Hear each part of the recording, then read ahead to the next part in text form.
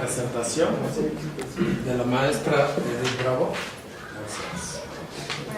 Pues buenas tardes, mi nombre es Edith, estoy en el programa de doctorado en el tercer semestre.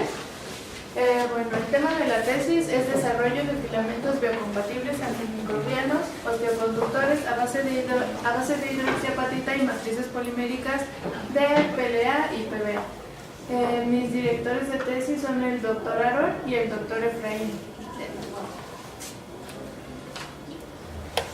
Como contenido vamos a tener una introducción, objetivos generales, objetivos específicos, estado del arte, desarrollo experimental, trabajo futuro y mis referencias. Vamos a comenzar con la introducción. ¿Por qué es importante el área de los biomateriales? Bueno, el área de los biomateriales, en mi punto de vista, es un área muy competitiva con todas las demás de gran interés, debido a que siempre se encuentra en constante innovación, no solo desarrollando diferentes materiales, sino diferentes métodos de síntesis para estos materiales y diferentes aplicaciones y propiedades mecánicas que deben de tener para subsanar o solventar problemas dentro de nuestro cuerpo. Estos tipos de materiales van desde la sutura que te ponen cuando te cortas hasta ya algo más complejo como las piezas que se necesitan cuando se lleva a cabo una operación de rodilla o de rótula, debido a que las mezclas de los diferentes materiales deben de tener diferentes como dureza, algunas otras partes deben de ser metálicas, otras partes deben de ser cerámicas, entonces se logra un conjunto de materiales que en conjunto deben de solventar una solución. Nosotros estamos trabajando con el nanocompuesto de hidroxiapatita, óxido de grafeno y nanopartículas de plata. Por una parte, la hidroxiapatita, es un fosfato de calcio, el cual es el que tiene una similitud con el hueso, con los huesos que nosotros tenemos. Lo que logra es que cuando se injerta una pieza de hidroxiapatita en contacto con el hueso, se va a formar un proceso de solidificación en un transcurso del tiempo, logrando que al final el material implantado en nuestro hueso sean solo uno. Por otra parte, tenemos el óxido de grafeno. Apenas acabo de leer un estudio que dice que el óxido de grafeno, así como el óxido de grafeno reducido y el grafeno, tienen importantes aplicaciones en el área de los biomateriales y en general, en específico en la ingeniería tisular, porque promueve el crecimiento celular, se puede utilizar como liberación de fármacos, como andamios y también como agentes antibacterianos. Y por otra parte tenemos las nanopartículas de plata, las cuales, estas se han utilizado desde la antigüedad de la plata como un agente antibacteriano y en grandes concentraciones se genera una citotoxicidad, pero al utilizarlos debajo del 5% no tienen ningún problema con citotoxicidad, pero sigue llevándose a cabo el proceso que nosotros necesitamos como agente antibacteriano.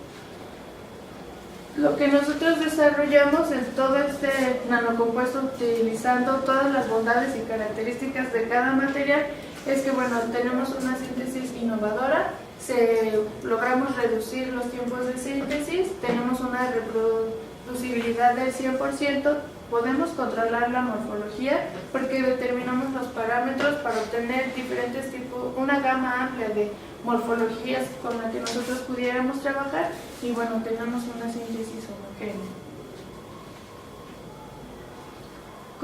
Dentro de los objetivos generales tenemos contribuir con la síntesis y la caracterización de un filamento que sea biocompatible, que favorezca los procesos de biocompatibilidad, oseointegración y con propiedades antibacteriales.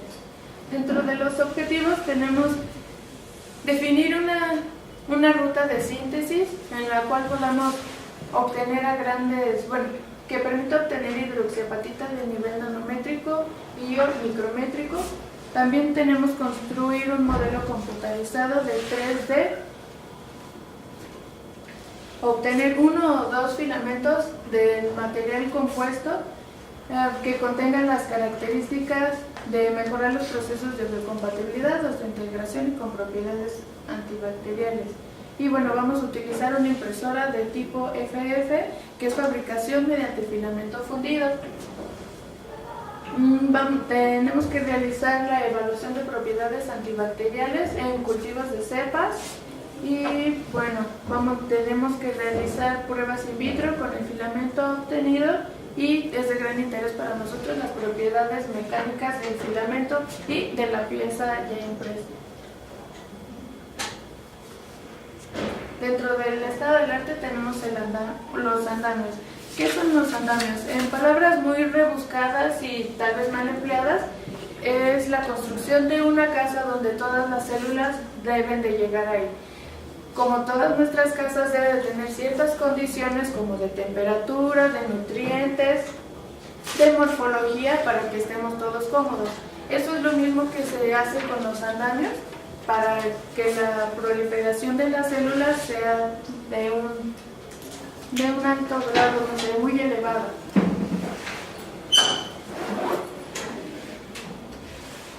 Para esto se han desarrollado diferentes estrategias para generar estos tipos de poros o andamios, los cuales deben de tener ciertas características, como que todos sus poros estén interconectados. Bueno, el material debe de ser poroso y dentro de esas porosidades debe de estar interconectadas para que todo lo que nosotros le queramos nutrir sea absorbido en todas las paredes de nuestro material.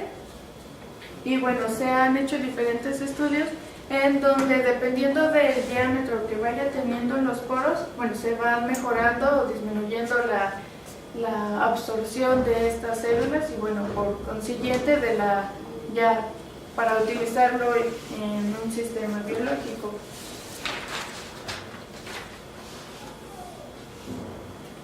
Dentro de los tipos de impresiones que se han utilizado para crear estos andamios, bueno, no solo de impresiones, también se hacen mediante tratamientos químicos o tratamientos térmicos para generar esta interconectividad, pero dentro del área de la impresión se han impreso hidrogeles, y bueno, de estos después se meten a una solución con células para que se absorba todo nuestro material. Y una aplicación que ahorita le están dando es para imprimir cartílago, no cartílago, pero que se puede utilizar como cartílago. Y bueno, mediante impresoras 3D, y bueno, esto se llama scaffold.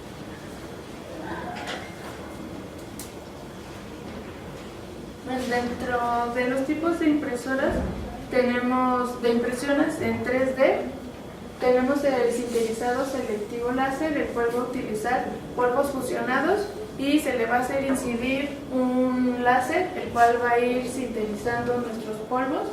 Tenemos la estereolitografía, aquí se ocupa una resina epoxi, la cual se va a ir curando mediante una luz ultravioleta. Y bueno, finalmente la que nosotros ocupamos es la fabricación con filamento fundido, en la cual vamos a tener una base en la cual se van a ir depositando una capa muy delgada de nuestro polímero hasta ya lograr una pieza de nuestro interés.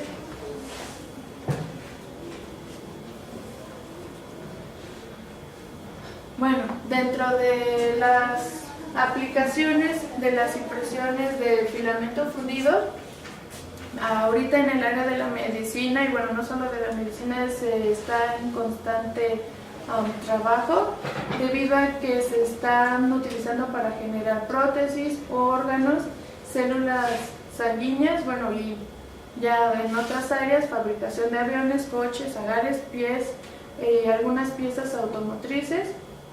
Y bueno, también tenemos juguetes, partes de cámaras, y bueno, también se ha ahora estudiado prendas textiles mediante impresión en 3D. Todo esto se ha logrado debido a la gran innovación que está existiendo con hacer diferentes tipos de filamentos. Antes uno solo utilizaba el filamento del polímero, de PLA, de PLA, ABS, pero ahorita ya se están diseñando diferentes tipos de filamentos que van desde madera hasta filamentos metálicos. Bueno, a mediados de este año, de junio, tuve la oportunidad de utilizar esta plataforma en la cual yo lo vi por el lado de las patentes, pero también ellos toman en consideración aspectos económicos, aspectos científicos y le van valorando a un tema que nosotros queramos desarrollar, qué tan viable está siendo y qué tan estudiado está siendo por otras personas en todo el mundo. Bueno, aquí la búsqueda que yo realicé fue para biomateriales y bueno, aquí tenemos diferentes países. Más grande es el Estados Unidos y tenemos a México con 3 patentes en esta base de datos. Obviamente existen diferentes bases de datos y cada una va pidiendo diferentes requerimientos o temas, así como las revistas de artículos. Bueno, pero en esta México tiene 3 y aquí puse otra gráfica donde podemos ver visualmente cuáles son los países que tienen más, los que ahí van poco a poco, como Canadá, China, Alemania. Aquí no aparece México porque solo tenemos 3, pero está Japón, Corea del Sur. Estos son los países que se encuentran en constante estudio del área de los biomateriales, generando diferentes patentes. Otra búsqueda que también realicé fue la cantidad de patentes por año. Aquí lo que a mí fue de mi bastante interés, que estoy trabajando con esta área, es que siempre sea, bueno, a excepción de esta área, se ha mantenido un crecimiento exponencial. O sea que las personas están teniendo mucho interés en esta área de los biomateriales y bueno, algunas de las aplicaciones o búsquedas o trabajos, áreas de trabajo de los biomateriales están dentro de la medicina, la odontología y prótesis naturales. Otra búsqueda que hice fue para impresión en 3D y aquí, bueno, sigue siendo Estados Unidos el primero, pero aquí tenemos a México con solo una patente para impresión en 3D utilizando hidroxiapatita y bueno, para la aplicación que nosotros queremos. Solamente con hidroxiapatita se trata esta patente. ¿Sabes de quién es? No me maneja eso. Y bueno, aquí tenemos otro gráfico para que pudiéramos observar las cantidades visualmente. Y bueno, aquí algo que a mí me llamó bastante la atención es que mi búsqueda la realicé desde lo más atrás que se pudiera hasta la actualidad. Y bueno, las patentes han iniciado desde el 2012 y de ahí han tenido un crecimiento exponencial. Obviamente aquí hay una caída porque al final, a mediados de este año, entonces pues iba como por aquí. Seguramente ahorita ya debe de ir un poco más arriba. Y bueno, de la impresión en 3D tenemos las áreas que están patentando son de la industria, prótesis naturales, fotografía y el área de los semiconductores. Vamos a comenzar con el desarrollo experimental. Esta es la impresora que estoy utilizando, la cual es una impresora de tipo filamento, fabricación por filamento fundido. Esta tiene la característica en particular que se puede trabajar con diferentes tipos de polímeros como ABS, PLA y PBA. El volumen de construcción más alto que tiene esta es de 22.5, 14 centímetros y 15 centímetros. La resolución que el proveedor dice que puede llegar a alcanzar es de 100 micras y la precisión cuando se está moviendo es de 20 micras y la velocidad de impresión es de 40 milímetros por segundo y utiliza este software que es directo de la impresora, que es MakerBot 3. Ahora les voy a esta parte de mi desarrollo experimental. le voy a llamar pez, debido a que aquí hice un renderizado con el software SketchUp, en el cual obviamente es un pez. Y bueno, aquí tenemos cómo se ve la plataforma del software Makeable Print. Y bueno, aquí nosotros en el SketchUp vamos a crear nuestra figura. De qué tamaño, qué tan curviado, qué forma, qué figura, cómo lo queremos. Y en esta parte, en el Makeable, solo vamos a poder mover algunos parámetros, pero que ya están relacionados con la impresión, ya no con el objeto en sí, sino cómo se van a ir depositando las capas. Y bueno, ahorita se los voy a comentar más a detalle. Así es como empieza. Este fue el primer objeto que yo imprimí. Aquí está comenzando un poco más elevado y bueno, ya casi cuando iba a terminar. Las dimensiones del pez fueron de 8 centímetros, de 3.5 y bueno, con una altura de 1 centímetro. Este se tardó una media hora, pero obviamente como yo lo estaba aprendiendo a utilizar, se hizo lo más rápido, con la capa más gruesa y con todos los parámetros para que acabara más rápido. Esto fue lo primero que hice. Ahora esta parte la voy a llamar hexágono. Digo, octágono. Octágono. Bueno, aquí igual volví a realizar la pieza y ya como se veía en nuestro Makeable. Y este lo diseñé que fuera de 4 centímetros por 4 centímetros y bueno, fui variando ahorita algunos parámetros. Este fue mi acercamiento más profundo que ya tuve para estar modificando los parámetros que se le pueden mover a esta impresora. Podemos variar el tamaño de X, Y y Z, bueno, los valores, el relleno, qué tanto por adentro. Para hacer ya estructuras más complejas se puede escoger qué tan lleno, por así decirlo, este material, o sea que no esté hueco. Se puede ir modificando ese relleno, el espesor de la capa, el cual va a ser esa pequeña filamento que va a ir cayendo sobre nuestra plancha para ir construyendo nuestro material o lo que nosotros decidamos realizar.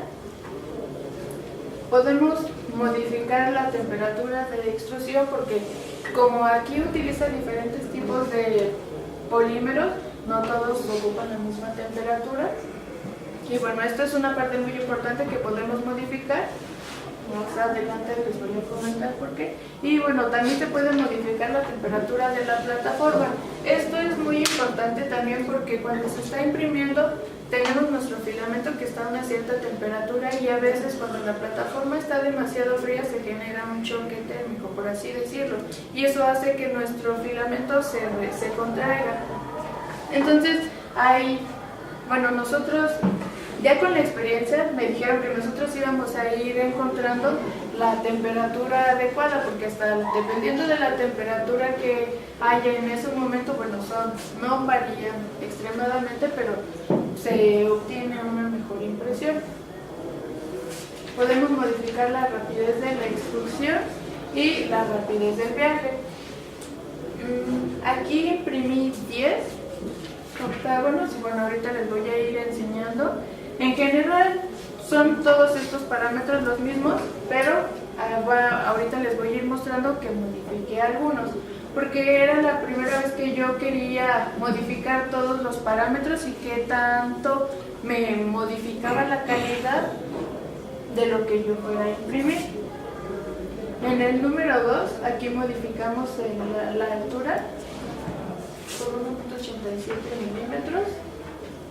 En el 3 se modificó el espesor de la capa. Aquí lo estábamos manejando de 0.20 milímetros y fuimos aumentando el espesor de la capa, 0.30 milímetros. Aquí se modificó otra vez Z de 0.87 a 1.87. El espesor de la capa se mantuvo como en el anterior. las 5, aquí tenemos, aumentamos 10, o sea, ya es de 40, aquí aumentamos la altura y el grosor de la capa se mantuvo en 1.40. En el 7, aquí modifiqué el relleno, porque modificando me lo estaba imprimiendo completamente, pero yo quería ver qué tanto era significativo decirle 5%, 20%, entonces aquí decidí ocupar un relleno del 5%.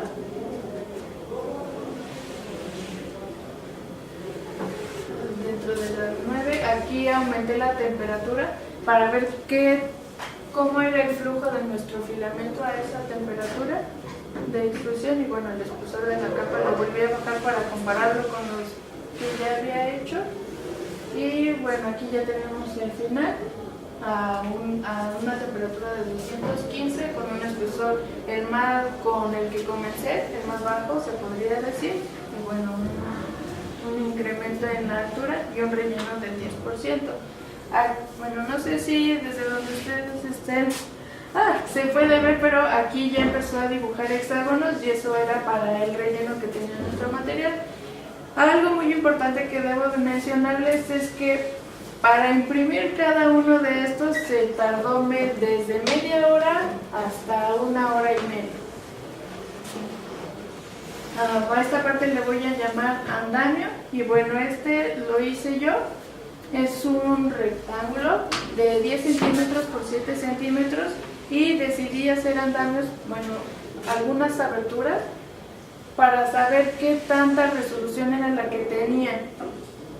Empecé con 1 centímetro por 1 centímetro y lo más bajo que yo quería forzar a la impresora era de 0.2 milímetros por 0.5 milímetros. Aquí está como se muestra ya en el software de la impresora. Y bueno, aquí empezaron algunos problemas porque necesitan mucho control desde los ángulos a los que está colocada la plataforma, cierta inclinación, dependiendo de eso, la temperatura. Ya no era lo mismo imprimir un hexágono tan pequeño a imprimir algo más complejo y obviamente de más tamaño y con más detalles. De aquí vamos, este fue el andamio número 1. Ocupé el filamento PLA morado de tipo natural y bueno, el diámetro que tiene este filamento es de 1.75 milímetros. Aquí tenemos las dimensiones, ocupé un relleno del 10%, un espesor de la capa de 0.40 milímetros, la temperatura de extrusión fue de 200 grados, la temperatura de plataforma 60, la rapidez de la extrusión la conservé en 40, la rapidez de viaje en 60 milímetros sobre segundo. En el andamio 2, en esta sí se ven más los detalles que aquí. Y bueno, aquí se empiezan a observar mayor calidad de los detalles, variando el espesor de la capa. La fuimos bajando, este es de 0.10, si pueden observar hasta aquí o aquí se aprecia un poco las estructuras y bueno, llegamos hasta 0.05 milímetros y aquí ya se empezaron a hacer algunas aberturas en toda esta línea. Este fue el último andamio que imprimí. Aquí manejé un espesor de capa de 0.01 milímetros y bueno, lo más alto que lo llegué a construir fue de 0.10 milímetros, debido a que ya se había crecido hasta este tamaño y ya habían pasado 2 horas, entonces decidí detenerlo. Pero una cualidad que tiene o que tuvo estos parámetros fue que es flexible. Nuestro filamento, bueno, todo nuestro andamio que se construyó era completamente flexible. Esto, bueno, ya nosotros le estamos buscando otro tipo de aplicación por esa cualidad que tuvo. También desarrollé un filamento de hidroxiapatita con óxido de grafeno plata y bueno, sin plata. Aquí se cortaron los trozos de filamento alrededor de 3 centímetros. Se pasaron por un método por un tamiz con una malla 320 para obtener un tamaño de grano específico o muy controlado, los cuales se fueron mezclando en una relación de 6:1 con con nuestra hidroxiapatita que ya habíamos sintetizado previamente. Y bueno, esta fue la extrusora que utilizamos, en la cual podemos modificar el tamaño, la temperatura en la cual vamos a obtener nuestro filamento. En esta ocasión trabajamos a 164 grados centígrados. Lo que decidimos imprimir fue un octágono también, pero con un ancho de 1 centímetro y una altura de medio centímetro. Así es como se ve cómo se iba construyendo. Y bueno, estos son los parámetros que se utilizaron, las dimensiones que les comenté: relleno de 10, el espesor de la capa fue de 0.10 milímetros, se utilizó una temperatura de extrusión de 200 grados centígrados, la plataforma en 60 grados, la rapidez de la extrusión fue de 40 milímetros sobre segundo y la rapidez de viaje fue de 60 milímetros sobre segundo. Ocupamos las mismas características que habíamos observado, tuvimos mejores cualidades de impresión. Y bueno, como caracterización aquí tenemos de PLA hidroxiapatita óxido de grafeno plata mediante una caracterización óptica a 50 micras, como tenemos términos de referencia, y 220 micrómetros.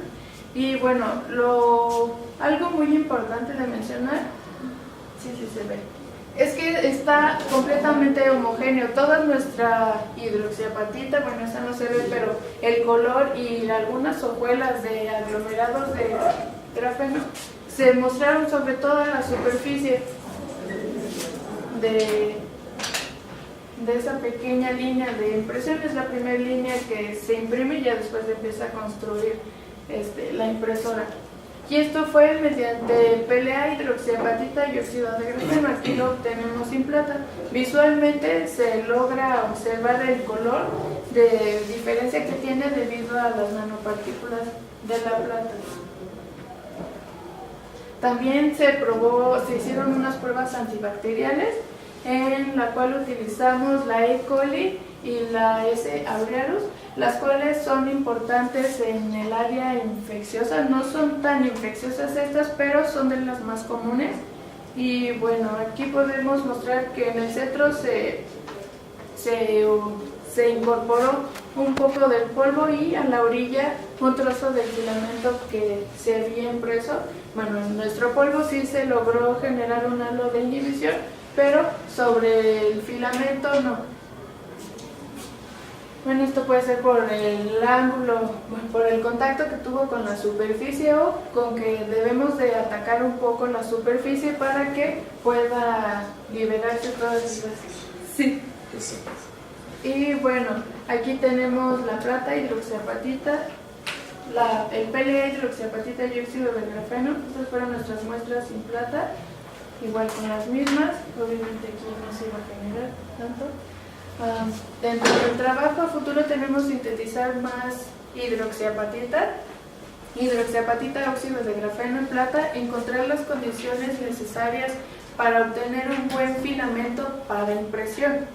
Debido a que, como nosotros estamos haciendo nuestro filamento artesanalmente, ahí sí importa todo, desde el ángulo con el cual estemos recibiendo el filamento que se esté extruyendo hasta la temperatura, qué tan alta pongamos la temperatura, sale muy líquido, se corta, se va, tiene varios problemas. Entonces nos falta encontrar los parámetros óptimos y bueno, diseñar las probetas. Necesitamos diseñar probetas óptimas para estudiar las propiedades mecánicas, porque es de nuestro interés hacer pruebas antibacteriales, biocompatibles, la escritura del artículo de mi tesis y bueno, las referencias que se utilizaron. Y pues gracias por su atención.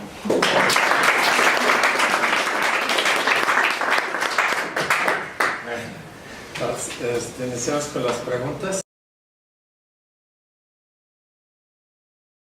Hablas de reproducibilidad del 100%. ¿Esto cómo lo vas a evaluar? ¿Con qué técnica? Visualmente. Y lo mismo en la homogeneidad. ¿Va a ser visual o vas a utilizar una técnica para evaluar? Ok.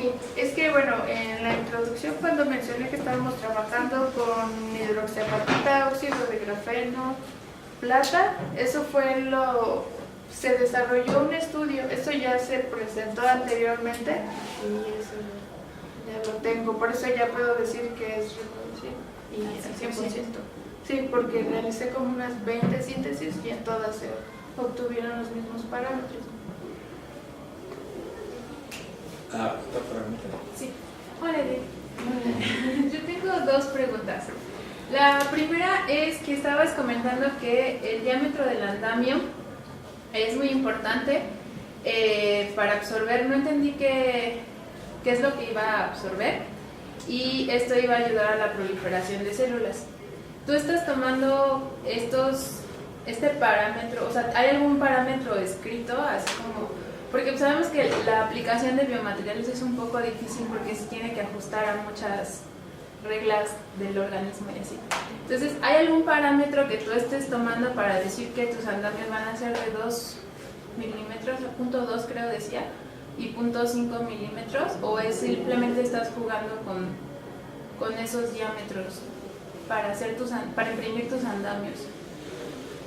Bueno, como fue la primera vez que yo tocaba la impresora, ya la había visto y ya habíamos impreso otras cosas, pero no que dependiera completamente de mí. Yo quería saber qué tanto podía forzar o hacer el diámetro más pequeño. Mi aplicación se basa en el área de los huesos y de ahí sabemos que tenemos el hueso trabecular y el hueso cortical. Dependiendo, algunas de sus características más importantes es el tamaño de los poros que tiene. Yo quiero asimilar o bueno, lograr algún tamaño o diseñar también un modelado en 3D que se asimile. Obviamente no lo voy a lograr porque es muy difícil lograr construir todos esos. De hecho, hasta hay modelos matemáticos para ver la conectividad que existe entre los poros, pero yo quería saber qué era lo más pequeño y qué era lo más grande que podía obtener con buenas resoluciones. Fue por eso que escogí y estuve haciendo tan pequeño que lo también. Y la otra pregunta es, en tus cultivos, comentabas que pusiste tu mezcla, ¿no?, de hidroxapatita y pusiste uno del filamento. ¿El filamento lo pusiste así nada más sobre tu medio? Pues, y ahí creció la bacteria encima. Es que lo dijiste muy rápido. ¿Y ahí creció tu bacteria encima de eso? ¿Sí, no? Debajo, exacto, en la línea, no. Ya cuando yo lo levanté, sí había ahí como un pequeño halo, pero no. O sea, como es cilíndrico, el filamento también obviamente no era el mismo ángulo de contacto que iba a tener. Pero a lo mejor y después voy a imprimir un cuadrito y ya sería la cosa diferente. Yo creo que más bien tendrías que ver si no cambia, ¿no? Una vez que has tomado esta mezcla y... Bueno, yo le digo mezcla, pero no sé cuál es el nombre correcto. Esta mezcla de hidroxapatita, óxido de grafeno, y lo sometes a un proceso de temperaturas y todo eso, a ver si no cambia, porque en teoría no debería de crecer, ¿no? La bacteria, o sea, debería de seguir haciéndose un halo, porque pues estás usando la misma mezcla. Entonces yo creo que ahí, bueno, es una recomendación, tu proceso se está viendo afectado a las propiedades de lo que estás ocupando. Sí, de hecho lo que se ha pensado para solventar esta problemática, por así decirlo, es atacar la superficie, porque, o sea, yo no le hice nada así directo como lo obtuve. Obviamente todo se queda inmerso, algunas partes quedan por afuera, algunas quedan adentro de nuestro polímero. No es lo mismo que nuestra materia activa, por así llamarla, está en contacto a que esté dentro de una matriz. Es lo que estamos pensando, hacerle un ataque químico para degradar, bueno, un poco la superficie y ya tenemos el nombre. Gracias. Sí.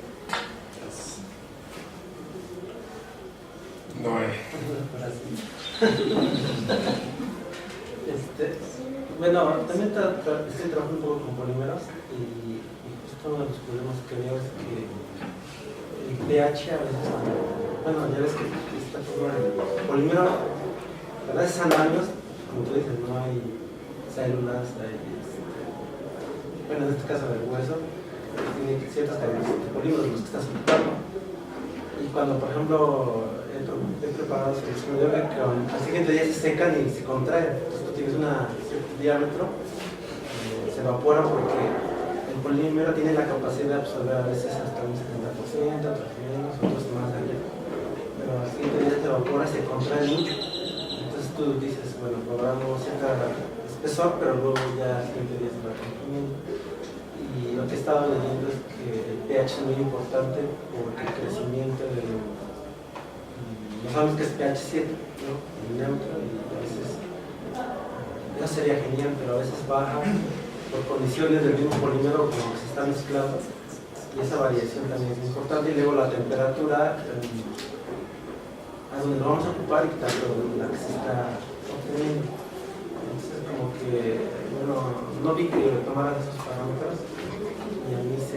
Bueno, yo hace que estoy trabajando con eso y a lo mejor pudieras mencionar o buscar más. Sí, importante.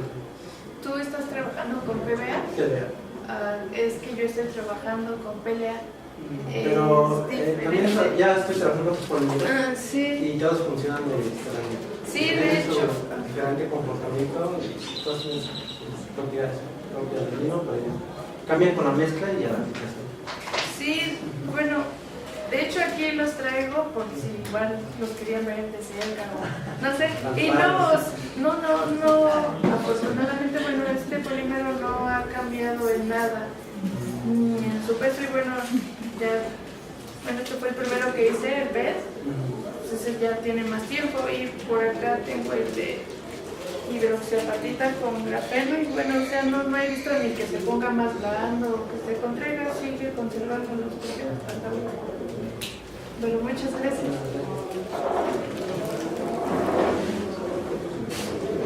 ¿Pregunta? Sí. Pierde lo de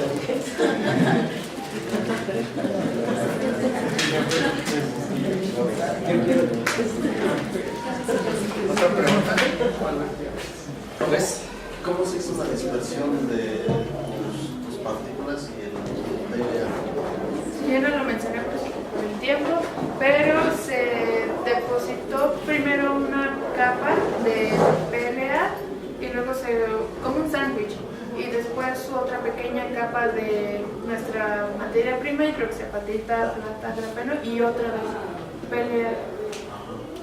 Y así hasta que se me acabó todo el material para lograr lo más homogéneo que se pudiera, y ya de ahí lo fui agregando con cuidado a la extrusora para que fuera... Adentro tiene un tornillo, si por así llamarlo, y va jalando el material. De ahí yo iba haciendo que se fuera lo más homogéneo para que entrara a la cámara donde se iba a extruir el filamento. Gracias.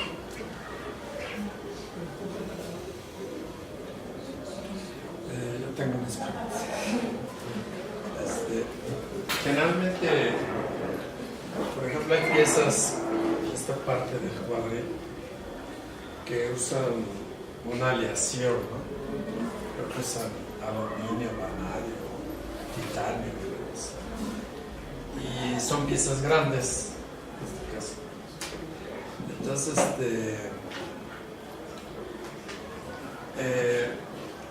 hacen un baño de hidróxido de apatita, pero no lo hacen, bueno, con ese método lo hacen con plasma spray, no sé cómo hace la técnica. Entonces, es un baño y es mucho más rápido, ¿verdad? Entonces, la van girando la pieza y la van bañando y la van cambiando, ¿no? Entonces, ese baño express o esa técnica de plasma spray es como una pistola donde entra un gas, entra el polvo y por aquí puede entrar, por ejemplo, su componente de nanopartículas con grafeno. Y entonces, si ya tuviera la pieza, yo creo que sería mucho más fácil. Bueno, las piezas que usted hace con con 3D. Generalmente es un compósito de mezcla de nanopartículas y grafeno, ¿no? Pero ahí se está jugando con la temperatura, porque esa deposición que se hace con ese tipo de impresora, ¿quién sería el más conductor ahí? En ese compósito. ¿Conductor en qué aspecto? Tomando en cuenta que me empezó a explicar de la pieza de gran tamaño que recibía un baño, por así llamarlo, de hidroxiapatita del material de nuestro interés.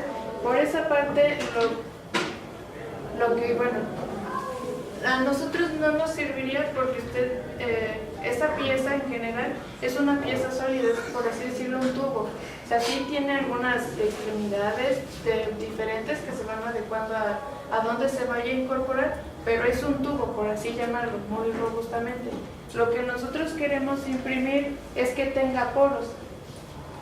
Entonces no es lo mismo que algún tubo lo pintemos, por así llamarlo, a que intentemos pintar una esponja. No, por así decirlo. la técnica es especialmente para que se creen poros, porque es como el plasma spread es como si tuviera un huevo y lo lanza hacia la pared, pero son varios, y en esas plastas vamos a suponer de huevos, existen muchos poros donde ahí se puede integrar las células. Sí, porque es un ataque químico que se le está haciendo al metal para corroer, por así decirlo, la superficie. Sí. Pero entonces, bueno, a lo que quería llegar es que en sus piezas, yo vi, por ejemplo, hay unas piezas que tienen problema de temperatura porque se están fundiendo. Posiblemente sea porque la plata está influyendo ahí porque es un conductor. Entonces, esa plata transmite calor y si no tiene una velocidad adecuada de impresión o un tiempo determinado, pues sí, le va a acontecer ese tipo de problemas. ¿Qué tal si hace un experimento y no le pongan nano de plata? A ver qué pasa. sí lo hice, pero el filamento no salió tan homogéneo para imprimir, por eso ya no pude imprimir. Pero sí, ya probé con plata y sin plata. Y bueno, por el aspecto de la temperatura no estoy tan alerta, por así llamarlo, porque en el método de síntesis yo ocupo temperaturas y presiones más fuertes. Entonces ahorita es como si estuviera haciendo cosquillitas al material, por así decirlo, o sea, no pasa nada. Sí tengo interés en hacerle un TGA y DCC para ver cómo se va comportando, pero ya hasta temperaturas demasiado elevadas para saber qué es lo que está pasando. Pero ahorita con las temperaturas que manejo, No pasa. Bueno, en el caso de los andamios, por eso es que no conocimiento. Bueno, entonces, si no hay más preguntas, aquí damos por terminado el seminario. Muchas gracias.